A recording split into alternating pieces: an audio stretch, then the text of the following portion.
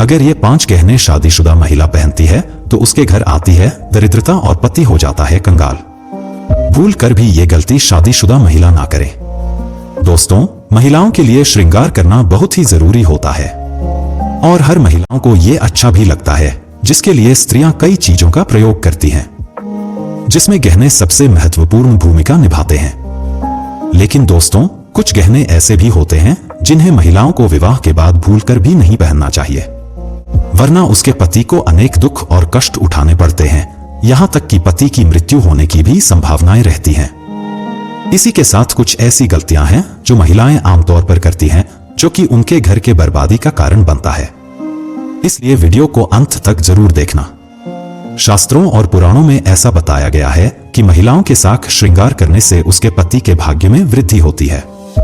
दोस्तों, शास्त्रों में यह बताया गया है कि हर सुहागन महिला के लिए उसका मंगलसूत्र, माथे पर सिंदूर और हाथों में चूड़ियां, इन 3 चीजों का बहुत महत्व होता है, जिसका अगर महिला अच्छे से इस्तेमाल करे तो उसका पति धनवान बन जाता है। अगर कोई महिला अपने पति के नाम से श्रृंगार करती है तो उसके पति की आयु भी लंबी होती है और उसका भाग्य भी चमकता है।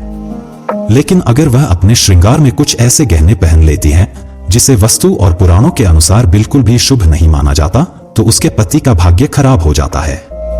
तो आइए जानते हैं कौन से हैं वह गहने जिसे सुहागन महिलाओं को भूल से भी नहीं पहनना चाहिए। लेकिन उससे पहले अगर आप भी चाहते हैं कि माता लक्ष्मी का आशीर्वाद आपके ऊपर सदैव बना रहे, तो इस वीडियो को एक लाइक करके चैनल को सब्सक्राइब करें और कमेंट बॉक्स में जय लक्ष्मी माता लिखकर अपनी हाजिरी अवश्य लगाएं। तो चलिए बढ़ते हैं जानकारी की ओर। नंबर 1। दोस्तों, हमारे शास्त्रों में कान छेदन संस्कार के बारे में यह बताया गया है कि किसी भी कन्या का कान छेदन संस्कार तभी करना चाहिए जब उसकी आयु किसी विषम संख्या में हो, जैसे कि 3 साल, 5 साल, 7 साल, 9 साल या फिर 11 साल। इसी तरह से आगे बढ़ती हुई वर्षों में हो जाना चाहिए। इसी के साथ इस बात का भी यह ध्यान रखें कि कन्याओं का जब कान छेदा जा रहा हो तो पहले उनका बायां कान छेदाना चाहिए। ऐसा करना बहुत ही शुभ माना जाता है। इसी के साथ शास्त्रों में बालिकाओं के बारे में यह बताया गया है कि अगर बालिकाओं की नाक छेदनी हो तो उसकी बाईं तरफ की नाक को छेदना चाहिए। बालिकाओं की दाईं तरफ की नाक को कभी भी ना छेदें। ऐसा करने से कन्या को दोष भी लग सकता है और उसके कुंडली ग्रह भी खराब हो सकते हैं और कई शारीरिक बीमारियां भी लग जाती हैं। हर कन्या को अपने कान और नाक अवश्य छेदाना चाहिए, क्योंकि इससे उनकी बुद्धि और शक्ति में वृद्धि होती है और माता लक्ष्मी की कृपा भी उन पर सदैव बनी रहती है। इससे उनके कुंडली दोष भी नष्ट हो जाते हैं।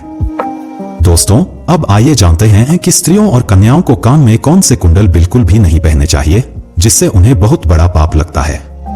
दोस्तों, बाजार में कई तरह के कुंडल मिलते हैं, जिसमें से कई सारे नकली धातु से बने हुए आभूषण होते हैं, जिन्हें कई माताएं बहनें बिना सोच समझे ही इन्हें धारण कर लेती हैं। इसके बारे में उन्हें पता नहीं रहता, लेकिन इससे उन्हें तमाम तरह की परेशानियों का भी सामना करना पड़ता है।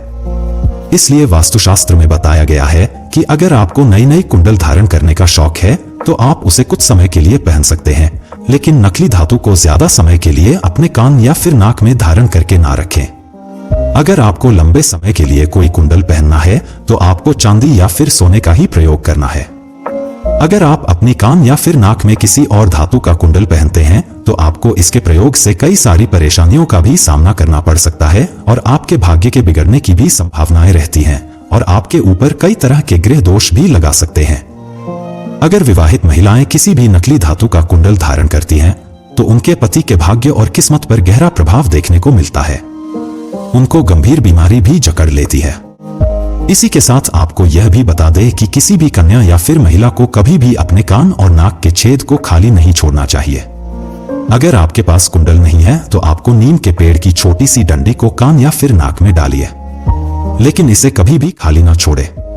आपने अपने बड़े बुजुर्गों या फिर नानी दादी को यह कहते हुए सुना होगा कि कान या फिर नाक के छेद को कभी भी खाली नहीं छोड़ना चाहिए, वरना यह अनर्थ के समान होता है। नंबर 2। दोस्तों, हमारे शास्त्रों में यह बताया गया है कि किसी व्यक्ति को सबसे भारी दोष तब लगता है जब वह किसी दूसरे व्यक्ति की चीज को इस्तेमाल करता है, खासकर अगर कोई सुहागिन महिला अपने सुहाग के सामान या फिर साख श्रृंगार किसी दूसरी महिला से मांगकर इस्तेमाल करती है।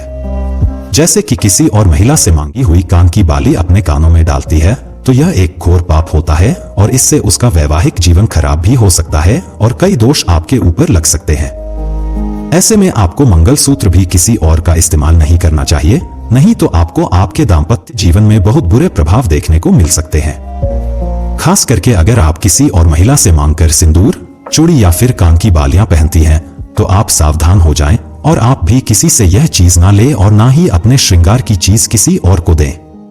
नंबर 3, दोस्तों, विवाहित महिलाएं अपने पैरों में बीच की 3 उंगलियां में बिछिया पहनती हैं।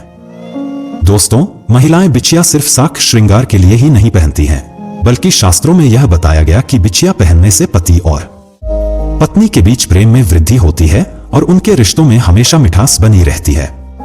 जो भी महिलाएं बिछिया नहीं पहनती हैं, पति की आयु घटती चली जाती है। इसी के साथ बिछिया पहनने से वैज्ञानिक यह बताते हैं कि इससे थायराइड की संभावना भी कम होती है और गर्भाशय में समुचित रक्त संचार होता रहता है। आजकल बदलते फैशन के जमाने में महिलाएं इन सब चीजों को पहनने से शर्माती हैं और इन सब चीजों को पहनने से परहेज करती हैं। लेकिन उन्हें यह नहीं पता होता कि इसको पहनने से उन्हें कितने संकट उनके जीवन में आने से पहले ही टल जाते हैं। इसी के साथ दोस्तों, आपको अपने पैरों में हमेशा चांदी की बिछिया, चांदी के धातु की पहननी चाहिए। बिछिया अगर मछली के आकार की होती है तो यह सबसे ज्यादा असरदार और प्रभावशाली मानी जाती है। अगर आप मछली और घुंघरू वाली बिछिया पहनती हैं, तो इससे माता लक्ष्मी आपसे अति प्रसन्न होती हैं। दोस्तों, आपने यह तो देखा ही होगा कि घर में हमारी दादी नानी भी बिछिया और पायल पहनती हैं। वह घुंघरू वाली होती है क्योंकि घुंघरू की आवाज माता लक्ष्मी को आकर्षित करती है। ऐसे घरों में माता लक्ष्मी का सदैव वास रहता है। नंबर 4, दोस्तों, गहनों की तरह ही कपड़ों का संबंध भी व्यक्ति की किस्मत से जुड़ा हुआ होता है। जो कपड़े हम रोजाना पहनते हैं उसके भी कुछ नियम होते हैं और कुछ ऐसी गलतियां होती हैं जो अगर महिलाएं करती हैं तो उनके घर में गरीबी आ जाती है। लेकिन उन्हें इस बात का बिल्कुल भी पता नहीं होता है और वह यह कहती हैं कि हमने तो कुछ भी गलत नहीं किया, लेकिन फिर भी हमारे घर में बरकत नहीं हो रही।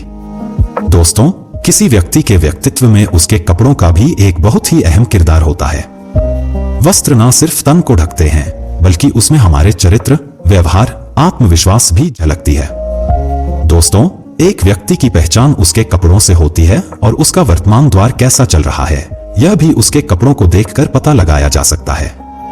आजकल के दौर में नए फैशन के चलते बहुत से लोग कटे फटे जीन्स पहनने लगे हैं और कई बार उनके कपड़े दीवार से धागे निकलने लगते हैं, लेकिन वह उसको बिना सही किए उसका इस्तेमाल करते रहते हैं। यह गलतियां महिलाओं द्वारा भी देखी जाती हैं। ज्योतिष शास्त्र के मुताबिक ऐसे कपड़ों को पहनना बहुत ही अशुभ माना जाता है। कटे फटे कपड़ों से शुक्र ग्रह प्रभावित होता है और यह हमारे जीवन में होने वाले शुभ अशुभ घटनाओं के लिए जिम्मेवार भी होता है। ज्योतिष शास्त्र के अनुसार कटे फटे कपड़े को पहनने से शरीर क्षमता और ऊर्जा नष्ट हो जाती है और इससे हमारा शरीर अनेक प्रकार की बीमारियों से ग्रस्त हो जाता है। शुक्र ग्रह के प्रभाव से बचने के लिए आपको कटे फटे कपड़े पहनने से बचना चाहिए और महिलाओं को घर में इस तरह के कपड़े को तुरंत ठीक कर लेना चाहिए जिसके धागे निकले हुए हो या फिर वह कहीं से खराब हो गया हो।